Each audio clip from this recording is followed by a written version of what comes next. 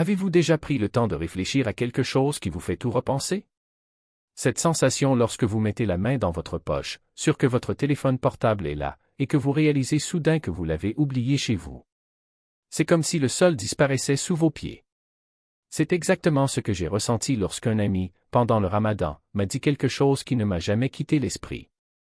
Il l'a dit ainsi: Steve, ce mois-ci, chaque prière que tu dis, chaque soupir, chaque larme. Allah écoute plus attentivement. J'ai failli tomber de ma chaise. Comment ça, plus d'attention?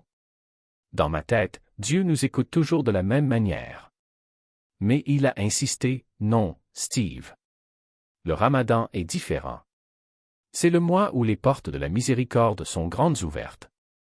Les portes du pardon sont grandes ouvertes. Et même le plus petit appel peut transformer votre vie. Je suis resté silencieux, car je vais vous dire une chose, je ne prie pas beaucoup. Je ne suis pas du genre à dire ces prières brisées et désespérées. Je n'ai pas prié quand je n'avais pas d'argent pour acheter de l'essence pour aller travailler. Je n'ai pas prié quand personne ne connaissait mon nom. Quand je dormais dans la voiture, froid, affamé et honteux. Mais chacune de ces prières venait d'un endroit si profond en moi qu'il n'y avait pas d'audience, pas de jeu d'acteur, pas de prétention. C'était juste moi et Dieu. Et quand il m'a dit que pendant le Ramadan ces prières gagnaient encore plus en force, je ne l'ai presque pas cru. Comment ça, y a-t-il un moment où le ciel se penche pour mieux vous entendre? Parce que c'est exactement ce que j'ai ressenti lorsqu'il l'a expliqué. Comme si le ciel était plus attentif. Comme si la miséricorde devenait plus lourde. Comme si le pardon était à portée de main. La vérité est que la plupart des gens ne comprennent pas ce que signifie réellement prier. Ils pensent qu'il s'agit simplement de répéter des mots mémorisés, de suivre un rituel, de demander des choses matérielles. Mais prier, ce n'est pas ça. Prier, c'est quand vous arrêtez enfin de prétendre que vous avez tout sous contrôle. C'est à ce moment-là que l'ego quitte la scène et que votre véritable moi apparaît. Et le Ramadan, d'après ce que j'ai commencé à comprendre, est le mois où cette sincérité fait toute la différence. Parce que lorsque vous passez toute la journée à jeûner, affamé, assoiffé, fatigué, le corps faible, votre âme se met à parler plus fort. Les distractions disparaissent, le bruit du monde disparaît, les désirs diminuent et ce qui reste, c'est vous et votre besoin de Dieu.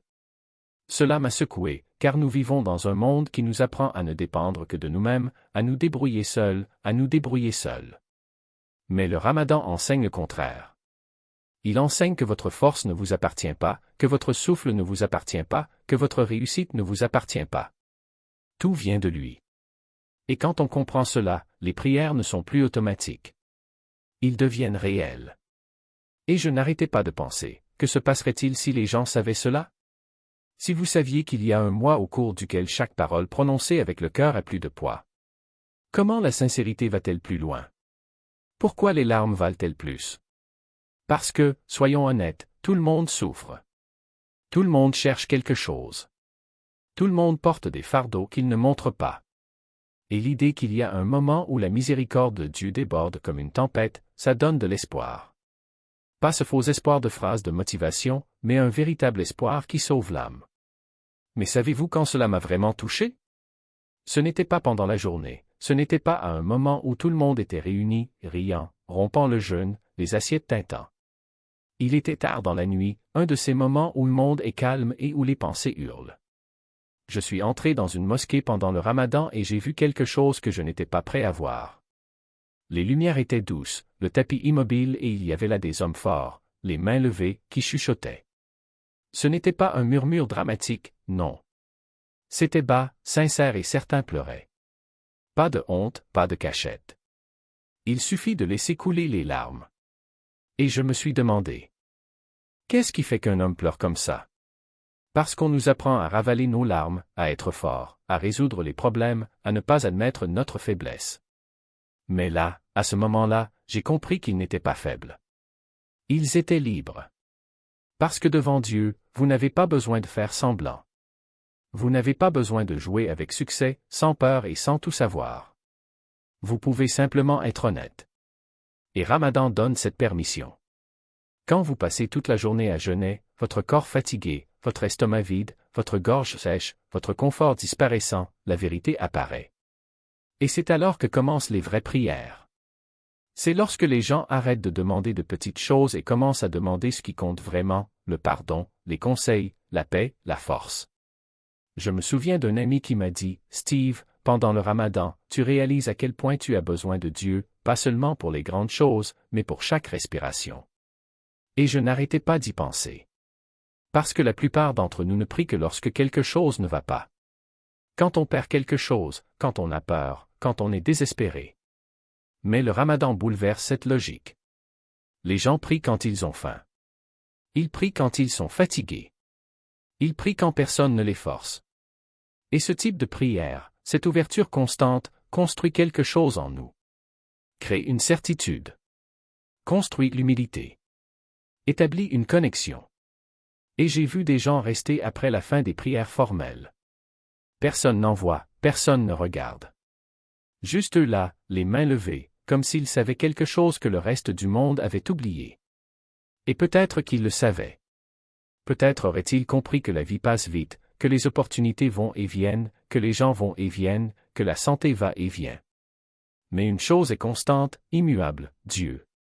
Et quand on comprend cela, prier n'est plus une obligation. Cela devient de l'oxygène. Cela devient ce dont vous avez besoin pour respirer. Le Ramadan, mon ami, transforme les gens ordinaires en croyants à la fois inébranlables. Parce que lorsque vous ressentez votre faiblesse toute la journée et que pourtant vous vous levez la nuit pour demander, espérer, faire confiance, quelque chose en vous change pour toujours. Et quelqu'un m'a dit quelque chose sur le Ramadan que je n'oublierai jamais. Il a dit, « Steve, il y a un moment ce mois-ci où une personne est au plus faible physiquement, mais au plus fort spirituellement. » Je lui ai demandé de s'expliquer. Il a déclaré, « C'est avant l'aube, quand tout le monde dort, quand le corps vous supplie de rester au lit, c'est à ce moment-là que les croyants se lèvent, se lavent le visage, restent seuls et disent leurs prières. » Et je suis resté là, arrêté, parce que cela n'a pas de sens pour ceux qui voient les choses d'une manière commune. La plupart des gens se lèvent tôt pour avoir de l'argent, pour prendre un vol ou pour profiter d'opportunités. Mais ces gens se lèvent tôt pour se connecter. Il n'y a personne qui paie, personne qui applaudit, pas de public. Juste du silence et de la sincérité. Et j'ai commencé à imaginer ce moment. La maison est sombre, la rue est calme, le téléphone portable ne sonne pas, l'ego n'a pas d'audience. C'est juste toi. Debout, sachant que celui qui a créé votre cœur est, écoutez chaque battement. Et j'ai pensé à tous les moments de ma vie où je me sentais seul. Des moments où le succès n'a pas comblé le vide. Des moments où l'argent ne répondait pas aux questions. Des moments où je souriais à l'extérieur, mais à l'intérieur il y avait de l'incertitude. Parce que laissez-moi vous dire quelque chose que les gens ne vous disent pas, le succès n'élimine pas votre besoin de Dieu. En fait, cela vous fait réaliser à quel point tout est encore fragile. Vous pouvez tout avoir aujourd'hui et tout perdre demain. Il se peut qu'il soit fort aujourd'hui et faible demain. Vous pouvez être sur aujourd'hui et perdu demain. Et c'est pourquoi la dua devient différente pendant le Ramadan, parce qu'elle ne vient pas du confort mais de la conscience. Conscience que vous êtes humain. Prise de conscience que vous êtes dépendant. Conscience que peu importe jusqu'où vous allez, vous avez toujours besoin de conseils. Et j'ai vu des gens faire des duas avec un niveau de concentration qui m'a secoué. Pas de distraction, pas de précipitation, juste de la patience, juste de la foi. Comme s'ils savaient que la réponse était déjà en route. Et un homme m'a dit, « Steve, Ramadan te rappelle que quelqu'un ne se lasse jamais d'entendre, mais on est fatigué de demander. » Et cela m'a touché le cœur. Car combien de fois renonçons-nous à la prière sincère? Combien de fois interprétons-nous le silence comme un rejet? Combien de fois avons-nous arrêté de demander parce que nous n'avions pas vu de résultats immédiats? Mais le Ramadan enseigne la patience, la confiance, et enseigne que chaque prière sincère est entendue, même si la réponse arrive d'une manière inattendue. Même si cela prend plus de temps que prévu. Même si la réponse vient de vous changer, plutôt que de changer votre situation. Et c'est la partie que les gens ne comprennent pas. Parfois, le résultat le plus puissant de la dua n'est pas le changement de circonstance, mais la transformation de votre cœur. Vous devenez plus calme, plus fort, plus clair. Arrêtez de paniquer, arrêtez de douter, commencez à faire confiance. Et lorsqu'une personne atteint ce niveau d'abandon, la peur perd le contrôle sur elle, car elle sait qu'elle ne marche pas seule dans la vie. J'ai donc dû me poser une question inconfortable. À quand remonte la dernière fois que j'ai prié comme si j'y croyais vraiment? Pas par habitude, pas par obligation, mais parce que vous saviez que vous aviez besoin de lui? Parce que le Ramadan m'a montré quelque chose que je ne pouvais pas ignorer. J'ai vu des gens avec moins que moi, mais avec plus de paix que ceux qui ont tout. J'ai vu des gens rester debout pendant de longues périodes, fatigués, épuisés, et continuer à lever la main après, comme s'ils n'étaient pas prêts à lâcher ce moment. Et j'ai réalisé qu'ils avaient compris quelque chose que le monde a oublié, Dua n'est pas une demande, c'est un retour. C'est revenir à la source de votre force. Le monde vous apprend à dépendre de vos efforts, de votre intelligence, de vos relations, de vos projets. Mais le Ramadan enseigne que rien de tout cela ne fonctionne sans la permission de celui d'en haut. Vous pouvez planifier tout ce que vous voulez, mais un seul instant peut tout changer. Votre santé peut changer. Vos opportunités peuvent changer.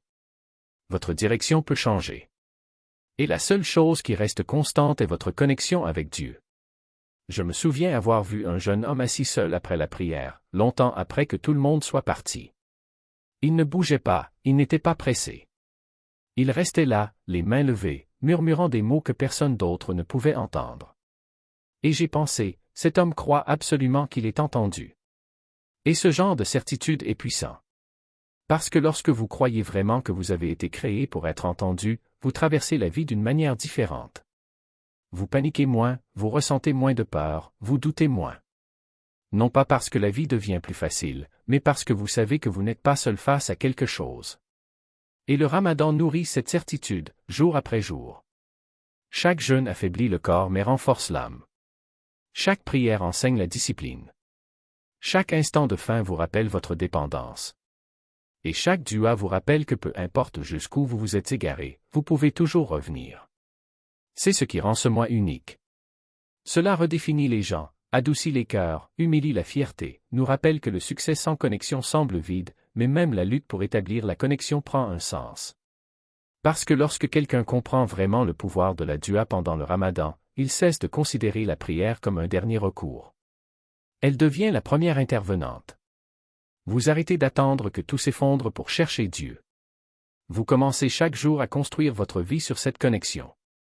Et c'est peut-être là le véritable secret du Ramadan, il ne change pas seulement votre routine. Il change votre cœur. Cela vous rappelle que vous n'avez jamais été censé mener cette vie seul. Tout ce que vous aviez à faire était de demander.